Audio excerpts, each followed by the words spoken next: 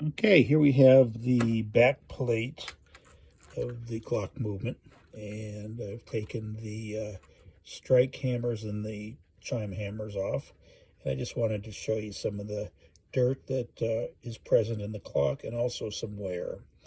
There's wear all the way through. There's not one particular pivot hole that is extremely bad.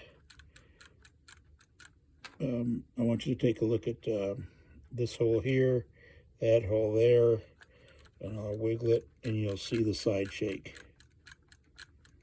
And you can see it there too. Now, I want you to take at this pivot hole here, and you can see up the train on that hole and that hole. Oops. And also, you can see all the dirt in there. And then going to this strike train, you can see the wear there. Side shake. You can see it here. Right there.